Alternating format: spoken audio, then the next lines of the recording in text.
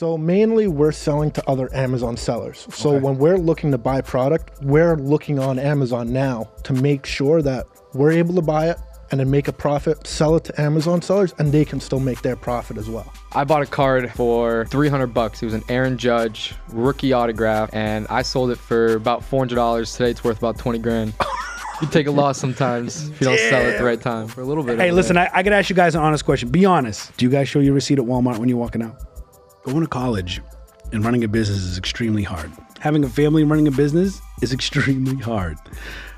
Make a long story short, I decided to be a little greedy and say, you know what, I'm gonna wait for the price to come down. I go in a couple days later. I'm walking towards checkout on a live. Here comes Gianni coming in the Walmart saying, hey, what's up, Richie? Good to see you again. I'm like, oh yeah, good to see you too, right? He's like, hey man, listen, I just scored on this product. I'm like, oh yeah, what'd you get?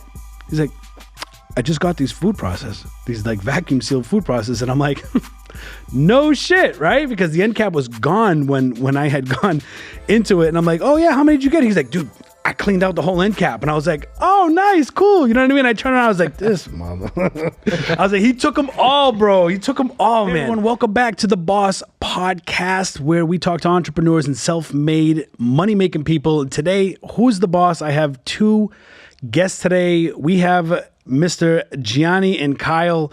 We're talking Amazon FBA. We're talking Amazon Wholesale. And I brought these gentlemen on here to talk about their experiences and stories with selling on Amazon through FBA and Wholesale, and hopefully be able to share with you their experiences so that you can get motivated, inspired. Guys, that would introduce you, Gianni and Kyle. Here we go to the show. What's up, guys? How's it going? How's it going? Excited to be here. What's up, Gianni? Man, have you guys done a podcast before? First time. First time on a podcast? Well, welcome to the show. Appreciate it. Thanks for having us. You guys are Amazon sellers? Yep, I do more on the Amazon and eBay. He does strictly Amazon. Yep. So you do Amazon and eBay? Correct, yeah. Right into the meat potatoes. This is what I like. Now, you do wholesale, strictly wholesale. Mm-hmm. Now, what I used to do is retail arbitrage, selling on Amazon. I started in 2018. What are you doing on Amazon right now? Amazon will be like clearance items, mainly from Lowe's, Target, Walmart, big box retailers like that. eBay will be, it depends on the market. Like if it sells more on eBay, I'll sell it on eBay. But I'll do a lot of collectibles and like sports cards, stuff like that on eBay as well. Oh, so you do sports cards too? I do. Sports cards, man. That's a dangerous. I've seen sports cards being sold on eBay, and I feel like it's such a dangerous, I guess, niche to get into. Mm-hmm. Tell us a little bit about the sports card. I'm pretty interested in that. So yeah, like you said, it can be dangerous. I bought a card back in the day for $300. It was an Aaron Judge rookie autograph. And I sold it for about $400. Today it's worth about 20 grand. So you take a loss sometimes if you don't sell it at the right time. Aaron Judge, because you had no idea at the time. No idea. He wasn't even in the bigs at that time. But $400 was like the value at the time, though. At the time, that was the value. And you still made a profit. I made a profit, yeah. Okay, all right. Kyle, how about you? You do wholesale on Amazon? Yep. How did you get into that? I actually have a partner and back in New Jersey, and his father was is still a big wholesaler up there, and he ended up talking to me, and we wanted to get together, do something, and we started learning from his dad. And what we did, we started buying in bulk and then finding Amazon sellers and then selling to them. Ooh. And then they go and sell on Amazon and they make their profit that way. I think that's super smart. I just had one of my buddies, Mike Albuquerque. Shout out Mike Albuquerque, he did $4 million last year, wholesale, but he started to sell wholesale to other Amazon sellers. Yep. And he started building up like a client list and all that other stuff. Mm-hmm. How long have you been in the game doing Amazon? Amazon's only been about 6 months. 6 months? Yeah, but wholesale, we've been doing that for a few years. And obviously not just Amazon then. So mainly we're selling to other Amazon sellers. So when we're looking to buy product, we're looking on Amazon now to make sure that we're able to buy it and then make a profit, sell it to Amazon sellers, and they can still make their profit as well. Hey guys, thanks for joining this podcast. This podcast brought to you by Amazon Lit. If you're looking for Amazon education about wholesale or FBA, look no further than amazonlit.com. You'll find a lot of information on there. Big shout outs to the guys over there at Amazon Lit for sponsoring this podcast. We love you guys. What made, you said your dad?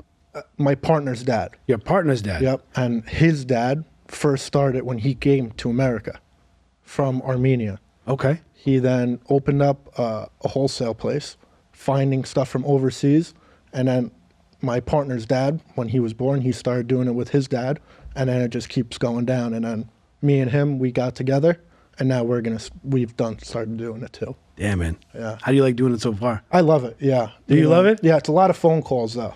I'm always on the phone now. Pick up the phone and dial, right? Pick up the phone and call somebody, right? Uh-huh. Gianni, are you strictly retail arbitrage, or do you dabble into a little bit of wholesale? Because I haven't gotten to the wholesale yet. I'm a lot of retail arbitrage, and I do some of OA as well, online arbitrage. So you said online arbitrage. Yeah. Do you like online arbitrage? I really do not. But when I do eBay, more like the collectibles side, most of that stuff's online, and that's what I focus my OA on. Have you ever thought about doing like content on retail arbitrage and OA? And the only reason why I say that is because I've talked so much shit about people who do online arbitrage, because I feel like if you're doing online arbitrage, you can just do like one thing. It's like nobody wants to see you type on a keyboard, fill an order. It's boring. You know what I mean? It's just like, when you're doing retail arbitrage, you're out in public. It's not, sometimes it doesn't even become about the product, right? Because you have like your surroundings that sometimes make the content. Yep. Have you ever thought about like creating content around the retail arbitrage? I never have, no. No? Nope, never gotten around to it. You going to? I'm kind of busy. I'm still a college student. I'm a junior this year, so I got 1 year left of college. So, I mean, potentially when I have some more free time, could be a possibility. Both of you go to FAU, right? Correct. Yep. So FAU, Florida Atlantic University, for those that don't know. If you're selling on Amazon, this is just a totally curious question for me. If you're selling on Amazon, how do you have time to go to school and sell on Amazon? If you're doing wholesale in a warehouse, right? Yep. Because I feel like there's so many people out there that are going to school. I find a lot of college kids are selling on Amazon and doing all this stuff. How do you find the time to run your business and go to school and maintain like, the integrity of grades and all that other stuff? So it was hard at first. I've been selling since I was 8 years old. Once I got to college, I found that lack of time to start selling. And what I did was my sophomore year, I started just picking online classes, and I'd do my schoolwork a week ahead of time. So then I'd do it like on the weekend, and then throughout the whole week I'd have time to source and pack orders, do everything like that. For me, it definitely helps having a partner. And like you said, we take care of the school, first, and then we start doing everything else throughout the week. And even with the wholesale, like I'm able to do it at night. I'm getting calls at maybe 8 o'clock at night, when I'll wake up, get the homework done for that day, and I can continue doing my day that way. Going to college and running a business is extremely hard. Having a family, because I'm not in college, having a family and running a business is extremely hard.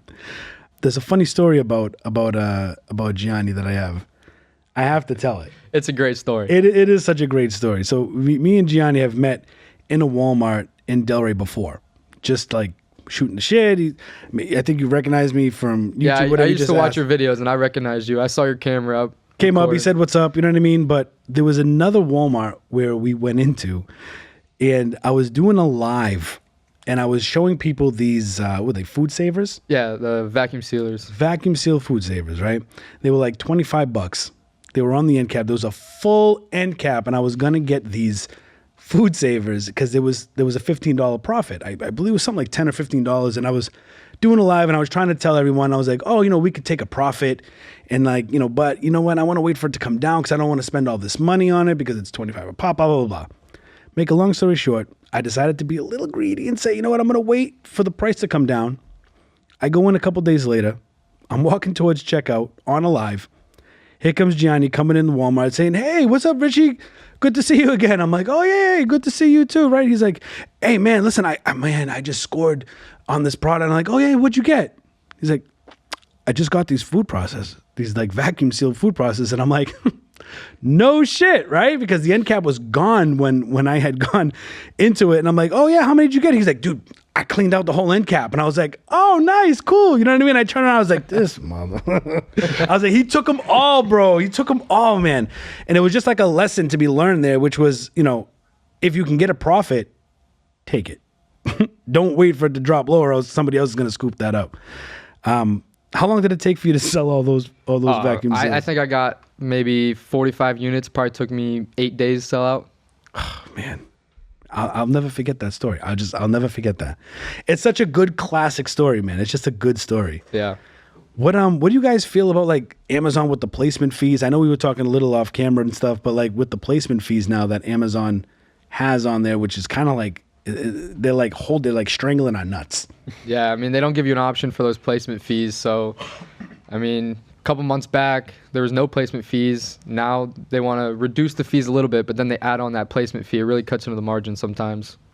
Yeah, I mean, how about you? How are you dealing with placement fees? Because you do at scale, right, with wholesale? Yeah, so what we were doing, our most recent one, was probably about a few weeks ago, and we were sending a pallet of these gummies to Amazon, and I'm doing the whole shipping queue kind of thing, and I see the shipping's going to cost us about, I think it was $230, and I was all right with that. We had plenty of margin there, and right at the end, when I go confirm the shipping, I see this placement fee right at the bottom for $250 almost, and I'm like, what is this? You know, it came out of nowhere. I had no idea anything about it. Yeah, I don't know what they're doing with these placement fees at the time that you guys are watching this.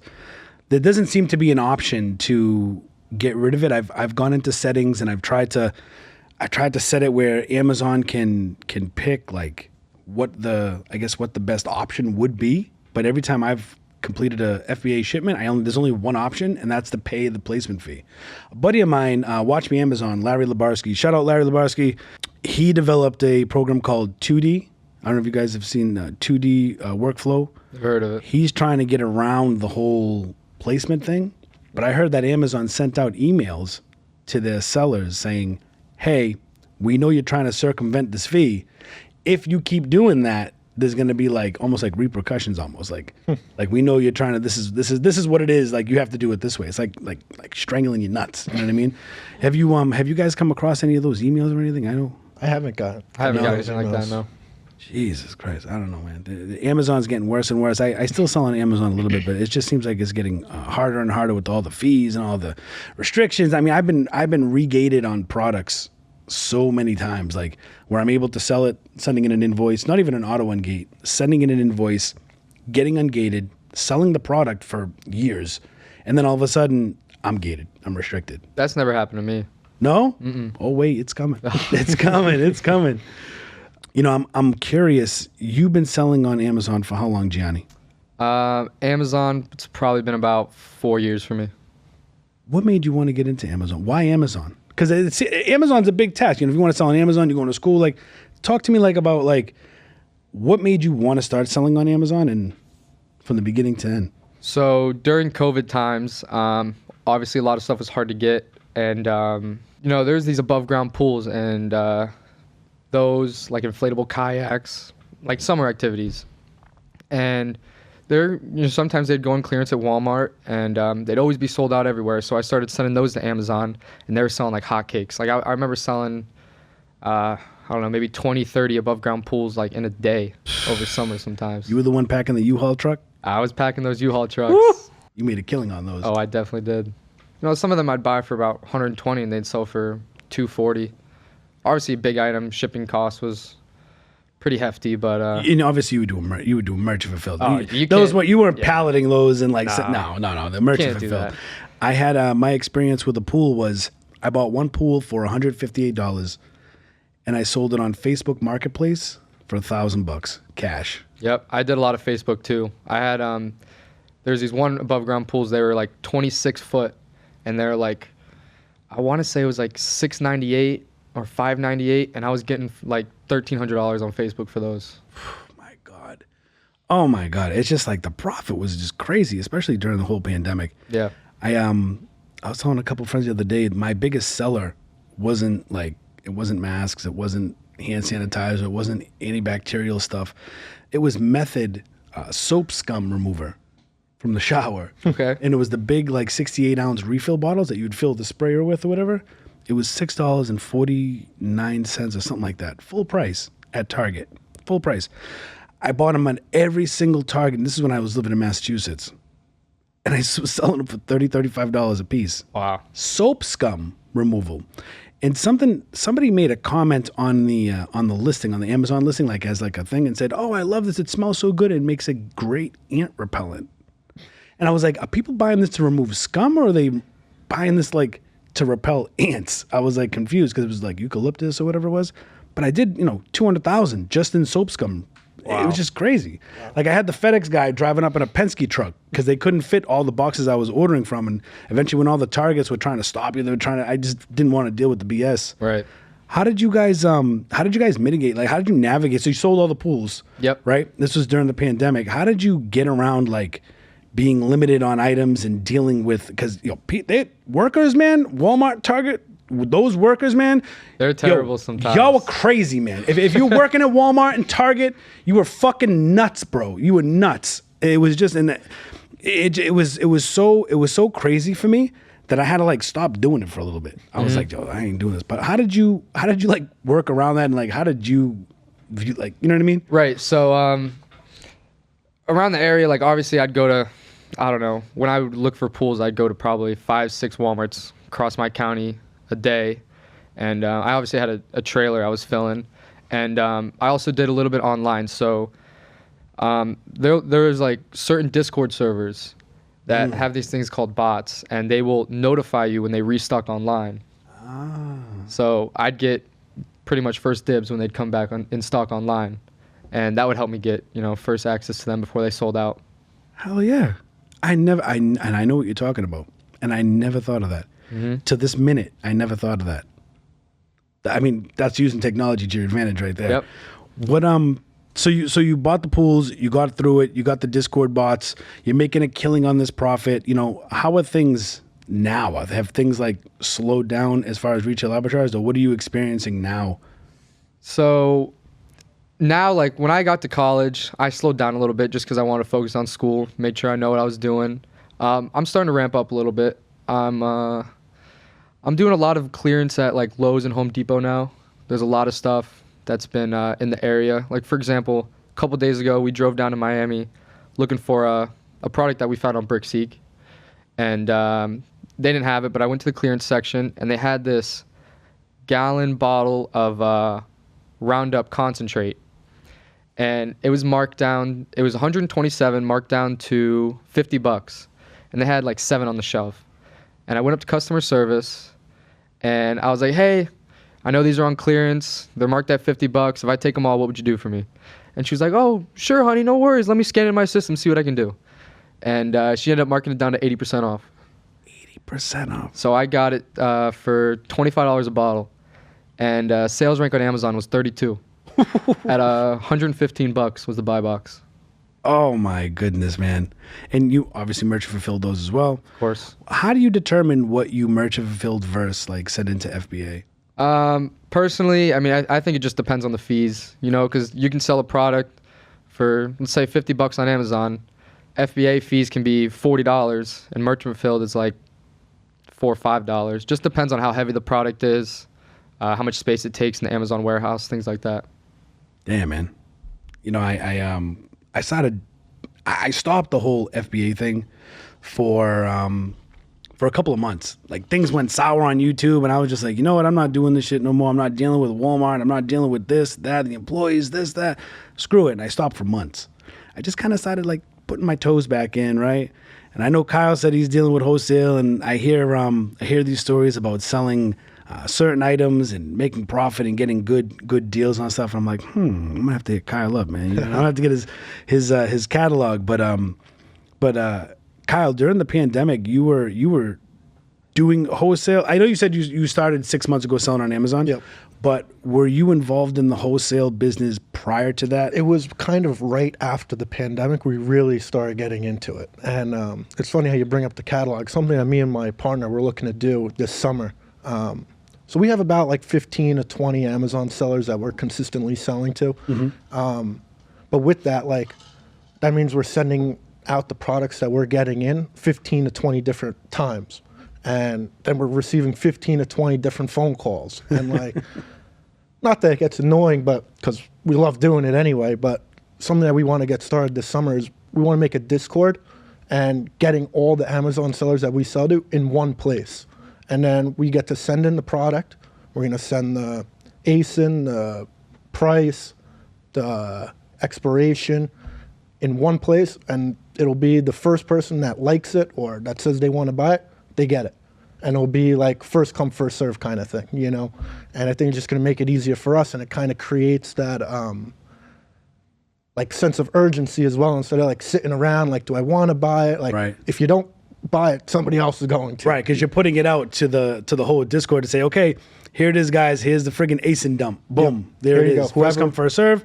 This is how many I have, and blah, blah, blah. Yep. I think that's super smart to do, because the urgency is really what gets people moving. You know Yep. what I mean? That lights the fire under people's asses. It's just like, you know what I mean? Where do you see wholesale as the way to go, like, moving forward? I always thought about going wholesale.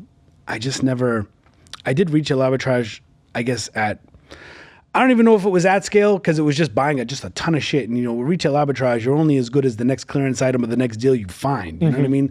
It's not like a replenishable, where I feel like wholesale, the margins are smaller, but you can hopefully...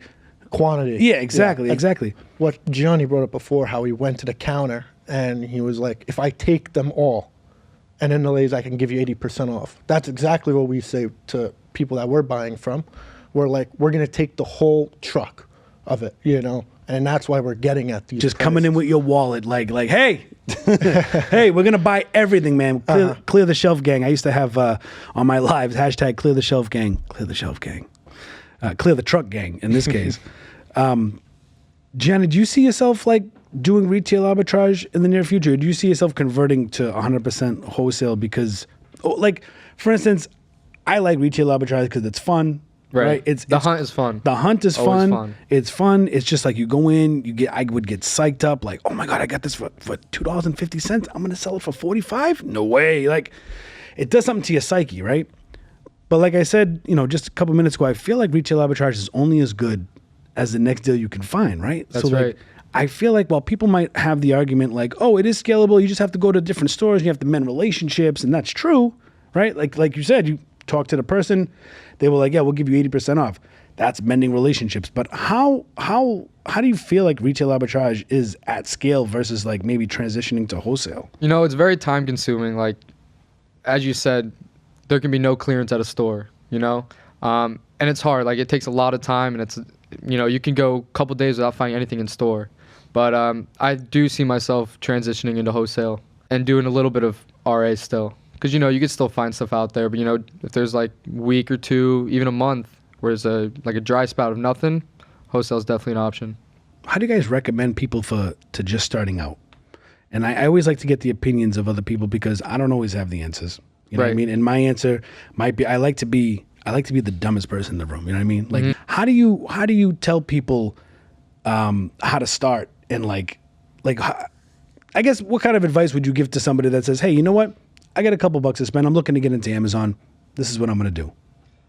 For Amazon specifically, I would say probably RA is a good start. Because, you know, you have everything in front of you. You know, it's all about the research. You can, you know, search up products, obviously, because they're right there on the shelf. Kind of get used to the game before you start kind of expanding into other things. Yeah, I think so too. I mean, did you ever dabble in books at all? I never did books. Like, occasionally, like, I'll go to like Goodwill and thrift stores too as well. And like, sometimes if I see a textbook, like, I'm a college student, I know how expensive textbooks are. I'll scan them sometimes, but I never, like, at a larger scale, done books. I love books.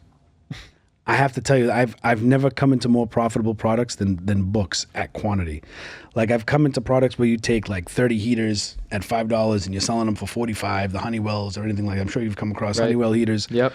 But to buy a book for $1 and sell it for $50 or sell it for $35, I just feel like books are so plentiful.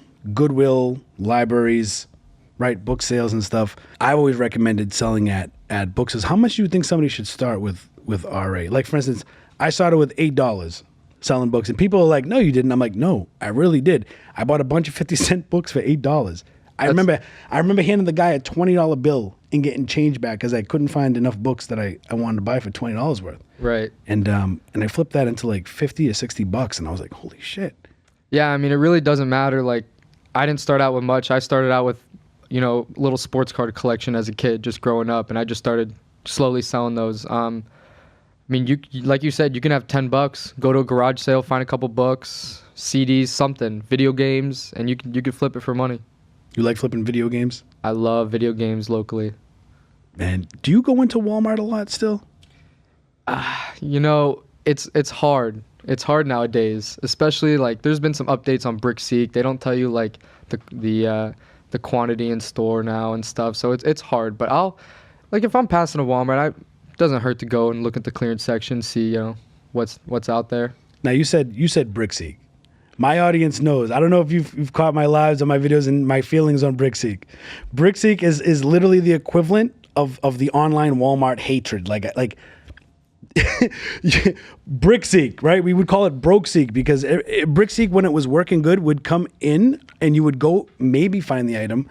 But I would always tell people it's not about finding the item on BrickSeek. It's BrickSeek leading you to what else is there in that store. Right. But like, you still use BrickSeek. I will use BrickSeek mainly, I'd say about 95% for Lowe's and Home Depot now. Now, Lowe's and Home Depot, do they still update their...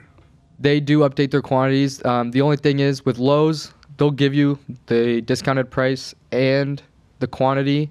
Home Depot, they'll give you the quantity, but if it's on clearance, it'll just say clearance, won't give you a price. So you have to go to the store, have an employee scan it, and see what the actual price is. Kyle, have you ever used BrickSeek before? No, I haven't. No. Would you ever use BrickSeek? Like, would you ever do retail arbitrage at all? If I'm going along with him, I would go. He doesn't know much about it. Yeah, I've never done it myself. Yeah, I've never really, like I said, I've went with him 1 or 2 times. It's fun, you know.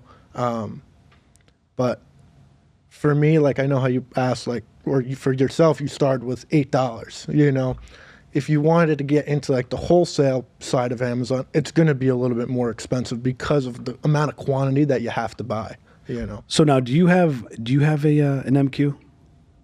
Like a minimum quantity to? For some things, but for what we've noticed is when we're selling to Amazon sellers, they want to take it all, because then what's going to happen if we give you 3 pallets of something and we have 3 pallets left over, we're going to sell that 3 pallets to another Amazon seller, and you guys are going to be competing on the same price. So what we've seen is that they want to take it all anyway. And that's how we can also give them the best price that we can. So you say, hey, I have 500 units of this at this price, and they'll just swoop in and just be like, all right, I'll take it all. All of it, yeah. Because it, like we've seen like people that has only taken half the quantity, and then another Amazon seller that takes half the quantity. And then the next thing you see, we go check the Amazon listing, and the list price is so much lower because they just keep trying to undercut each other. You know, so that's why what we've seen now is the Amazon sellers, they're buying it all. From us, at least. So, with all this going on, retail arbitrage, making this money, schoolwork, I'm sure you probably got finals coming up, right? Yeah, about 2 weeks.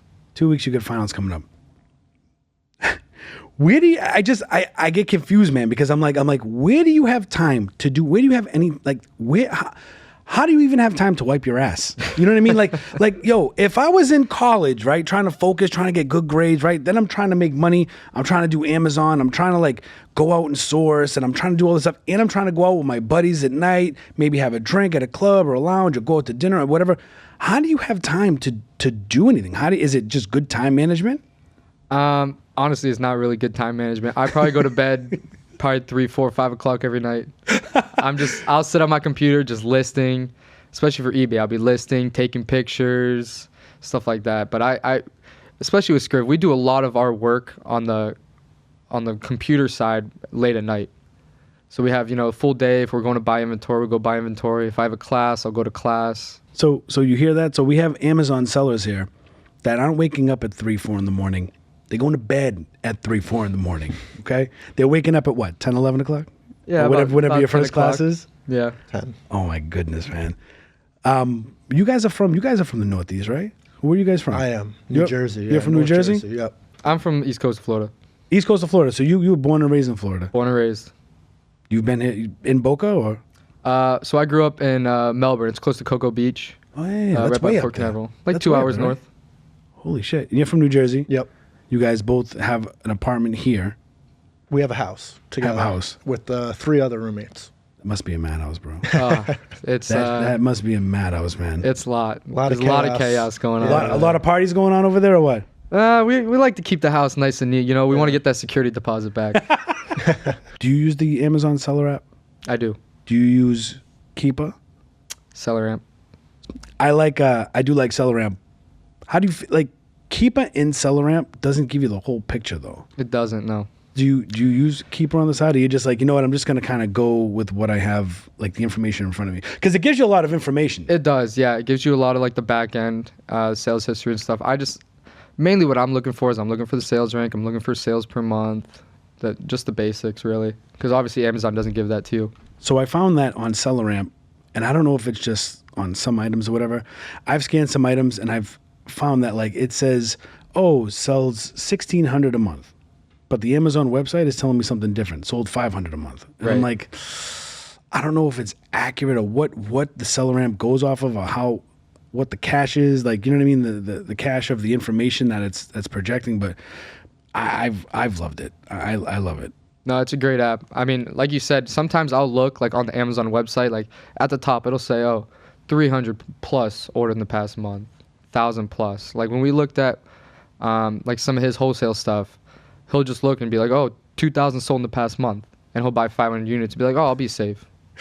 You know? Yeah, whatever, 200 a month. We're going to sell 700 a month just because of this here. Do you guys, Kyle, do you work directly with like name brands? Like, do you buy directly from like Johnson & Johnson? No, not direct from them, no. So you buy from another distributor? Yep, that are also considered wholesalers as well. But it's more of like earlier in the process. So like we've sold to other wholesalers as well. So now we'll sell it to them and then they start selling it to other people as well, to like mom and pop gas stations and stuff like that as well. Yeah. You guys have a big warehouse in Jersey? Yeah, it's in New Jersey. Yep. Well, what's the square foot on that? So it's part shared with Alex's dad, my partner. Yeah. And that warehouse is, I believe it's 75,000 square feet.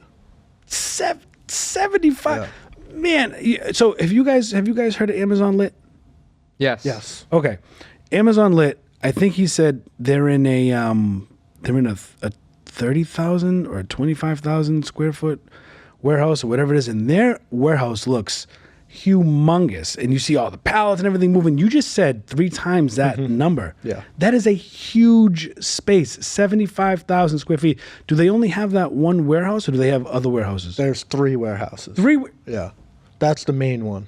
75. That's a big operation, man. Uh-huh. That is a crazy big operation. You want to have a warehouse one day? You know, that's the ultimate goal.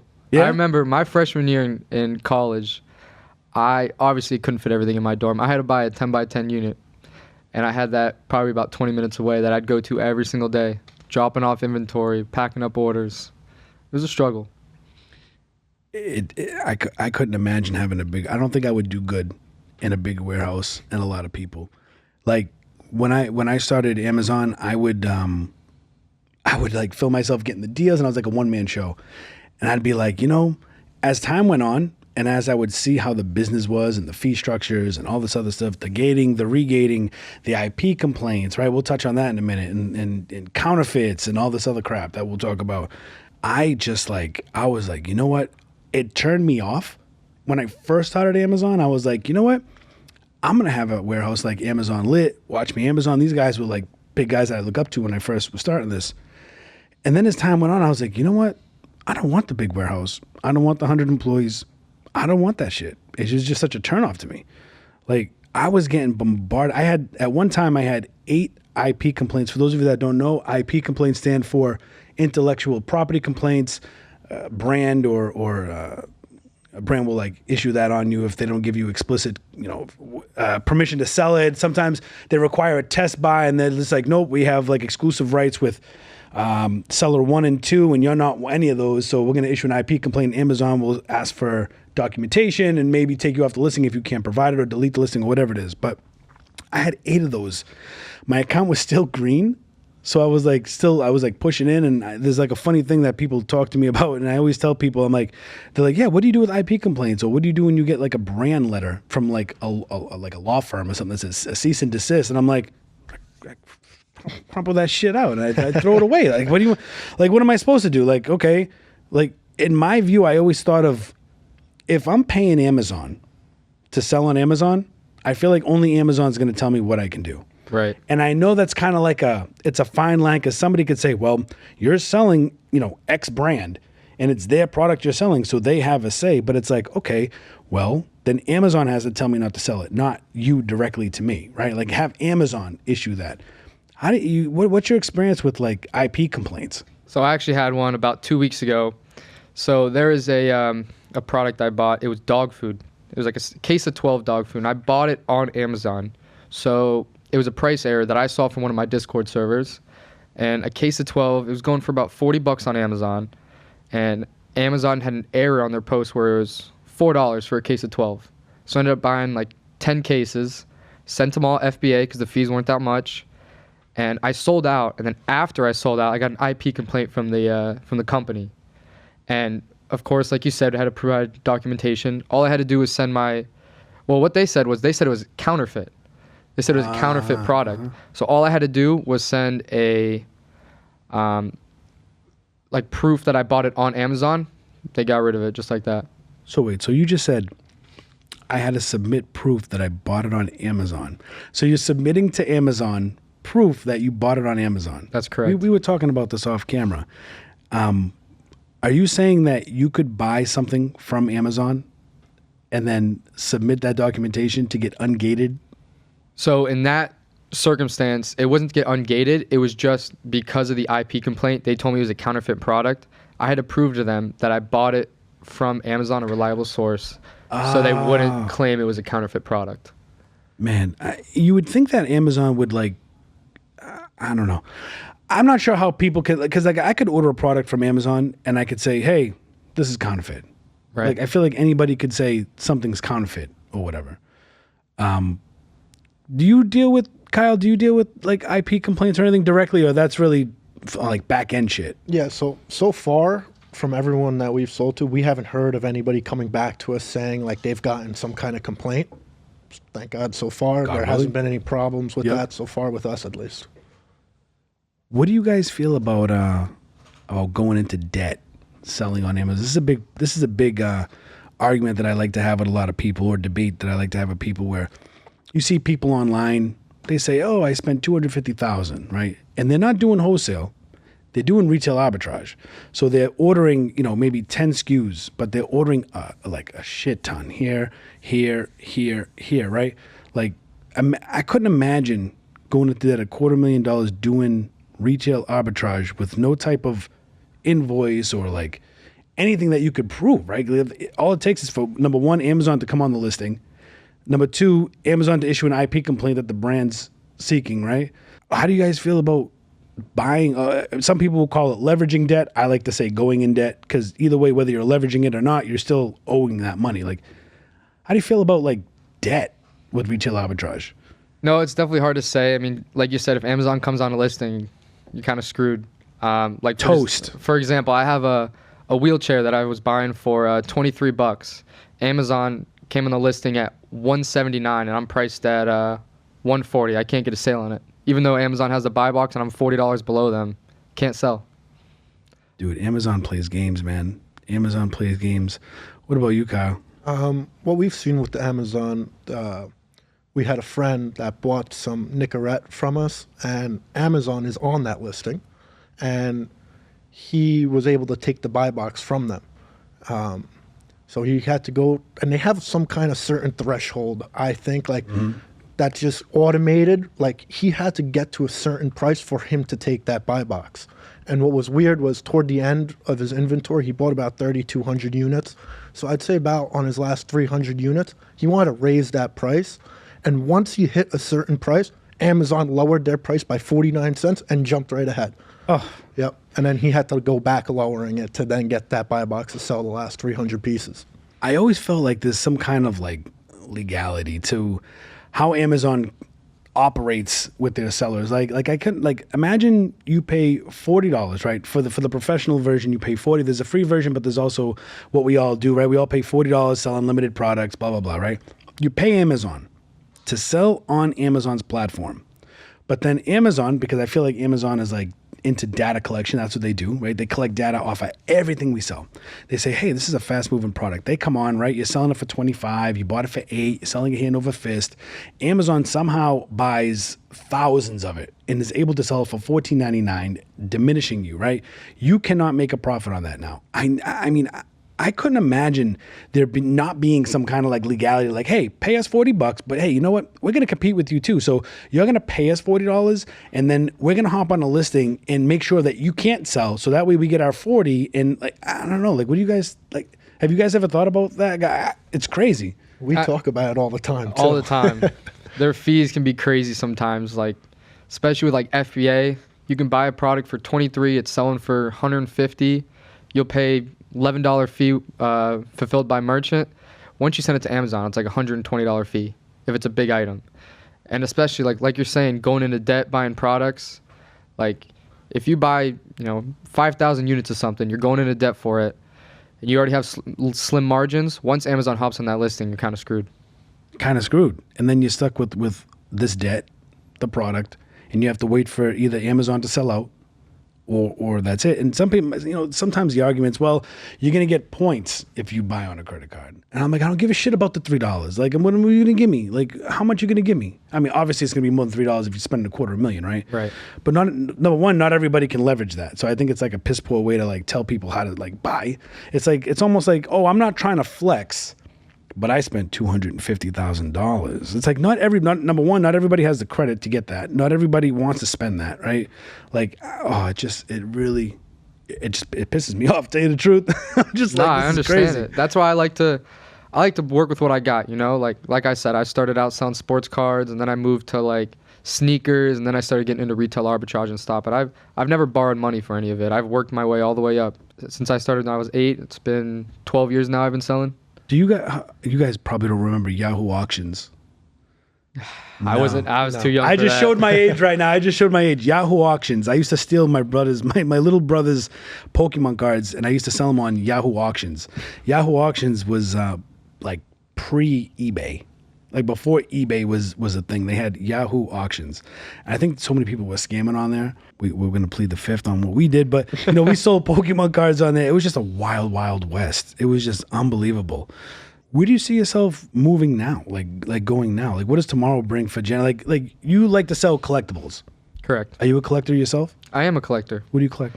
I do a lot of sports cards, and I do a lot of like vinyls, autographed music memorabilia as well. Do you? Yeah. Into all that stuff? Yep. Do you frame your vinyl records? I do have a couple framed, but I think that's a project. Are you a later Virgo on. by any chance? No. No, you're not a Virgo? See, I'm a Virgo, so I would collect during the whole Pokemon thing. I was like buying like booster boxes from distributors. But any booster box I kept, I could not keep it the way it is. I had to buy like a $40 acrylic case, and every single booster box had an acrylic case in the closet. Like, it was stupid, because now I'm left with these empty acrylic cases that I spent $40 freaking whack for. Yeah. What's your favorite sport to collect? Baseball's top sport for me. I love baseball.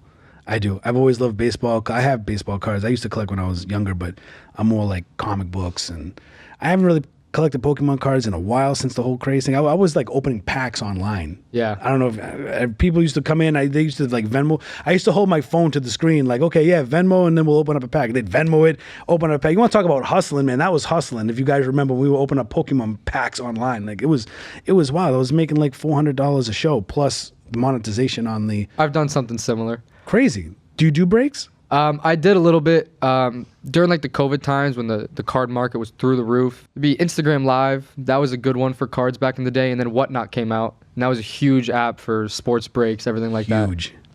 There are a lot of people. This is one. I heard I used a P.O. box at the post office on Glades Road down in West Boca. And the lady there says that there's a guy that uses them, always brings them. When I walk in, they have like bags of these little envelopes because they're sending out cards. He does breaks. He goes by, and I'm going to give a shout out here, but he goes by Bleacher Breaks, right? I believe it's Bleacher Breaks. They're pretty big now. But when I tell you, like, picture like 90-gallon trash bag, right? Like the one you'd put on the outside if you're raking leaves, you'd put them in these 90-gallon, right? Like, picture like 12 of those sitting in the post office full of these little padded envelopes like going out because they do breaks on Whatnot. He's on Instagram, and I'm just blown away by the amount of cards that you can sell in this market. It just seems like it almost makes me feel like, should I get into the sports card market? Now, my knowledge in sports isn't as good as it used to be, so I'd have to like refresh on everything to see what's what. But if you ever thought like just like going full force, saying, you know what, fuck Amazon, I'm gonna break cards, man. I'm gonna do this. I love baseball. I love breaking cards. I love collectibles. Right. I mean, I know there's a couple people like Bleacher Breaks, you said. There's another one, Backyard Breaks. They're in the area too. They do a lot. They Now, were those the guys that had the controversy though? It was the guys that had the controversy, yes. I thought it was a shitty situation. I won't comment on it, but that's a tough situation, man. Yeah, it is. It's a tough situation, man. But both of those guys are in Florida? Both in Boca. I didn't know that. I knew Bleacher was, but I didn't know Backyard was. Yep. No kidding. Okay. But what a business, man. They have multiple channels. They're doing breaks on multiple channels. They do, especially TikTok Live now. There's a huge marketplace on TikTok right now for sports card breaks. Have you thought about selling on TikTok? I have not got into it because obviously you have to build a following for that, especially to reach the algorithm for TikTok. But it's definitely a huge source of income for a lot of people. What about like TikTok Shop? You know what I mean? Where like you could get products, I guess, review them and make a commission on them. Right. I have seen that. And my sister does a little bit of it, actually. She has a little bit of a following. And she'll get, what she'll do is she'll get like care packages from some companies because she used to work at Ulta. So she like does all that kind of stuff. And she'll like get the product in and she'll link it and then review it and stuff like that. She gets a little bit of commission. Dude, big money in reviewing products. Almost every show I do, I always talk about the Amazon Influencer Program. Eventually, I'll probably end up doing like a video on it, but it's just, if you're not doing the influencer you have to do the influencer program, dude. It's crazy. It's crazy. It's picture things in your house, bookshelves, stupid shit, light switches, televisions, I don't know, tools, toys, whatever you got in your house, right? Reviewing those products. You don't need an audience. You just upload the video to Amazon, right? You land on the product page. So if I'm looking for a bookshelf that you did a review on and I want to click on the videos and I see like a couple videos and I click on your video and I look at it and I'm like, oh, okay, all right, you explain that pretty good. All right, I'm going to buy it. I buy it, you get a commission off that, right? Each thing is each category has different commissions. I mean, I went from making $11 to now we're almost to a point where it's like, it's silly. It's like thousands per month. It's like silly because you build this backlog of videos that are just constantly making you money, reviewing products. There's a guy on YouTube that does TikTok Shop. He made $31,000 in 30 days. He was showing his numbers because he had 2 products go super viral. And I was like, I tried TikTok Shop. It's not for me. The whole TikTok thing in general, I don't know. I can't get into it. It's just not. It's not something I'm passionate about. I'm not into it. Like it's just like I don't know. They kind of make it difficult to get onboarded with TikTok Shop. Have you heard of the influencer program with Amazon? With Amazon? Yeah, with Amazon. I have not heard anything about that. Dude, you got to get on it. You get it, man. I'm telling you, I'm gonna give you the sauce because it's. Listen, I got 700 something reviews on there. It's worth your time to do it because once you do it, right? Say you go hard, you upload a couple hundred videos, right? Right. Now you're like, all right, I want to sit back. Now those videos are making money, so now you're gonna go and do whatever you want, but you're still making income here. Passive income, dude. It's mailbox money. It's crazy. It's absolutely insane. Have you heard of the influencer program? I've never heard of it either. Oh, you guys, we have to sit with a laptop. I got to sign you guys up. You guys get it. You can use my affiliate link, and we're going to sign you up. Okay. Mm-hmm. Free promo. Do you do anything besides Amazon, Kyle? Like, do you like to do it? Like he said, like he likes collecting cards and doing all that stuff. What are some of the activities you like to do? Where do you like to fit in some of the stuff that you know? With selling, typically I've stayed with just the wholesale, just Amazon. We've even thrown some products up on eBay as well. Just as another way to get some things out there that we wanted to sell ourselves because, yeah, we're wholesaling to other Amazon sellers, but we do have some extra time on our hands because we're not going to like the Lowe's, the Home Depots, like in person. So we'll take some of those products and then put them on our page as well. Are you going to do retail arbitrage at all? Probably not. No. No. You'd like, fuck that. Yeah. Fuck Walmart. Fuck Target. But like I Fuck said, the receipt checker, man. Fuck the receipt checker at Walmart, man. Oh, I got so much shit for that, man. I get so much shit. Yeah, you were running into some trouble for a little bit. Hey, over listen, there. I gotta ask you guys an honest question. Be honest. Do you guys show your receipt at Walmart when you're walking out? I'm the nice guy. I'm showing my receipt. Are you showing your receipt at Walmart? what do you mean by that? So like when you buy something at Walmart, you self checkout. If something is not bagged, they ask. Honestly, they've even asked me when things are bagged, right? But the receipt checker, as you're walking out, they want to check your receipt to make sure. Yeah, I'd hand it to him. So you hand it to Yeah, them. I'm handing it to him. I ain't handing them shit. No. I'm not handing them shit. You made me check out. I had to do your job at checkout. I am not handing you the goddamn receipt. Put some cashiers on, hire some people. If you want theft to come down, hire some people to check me out. And that way you don't have to worry about theft. I just, I get so much shit for it. And I'll get shit for it here. It's okay. It's, it's my belief. You know what I mean? It is what it is. But you guys are nice guys. You guys are showing the receipt. You know, I mean, we're buying stuff from them that are making us a profit. Might as well keep it as civil as possible. But now what happens when there's 8 people in line?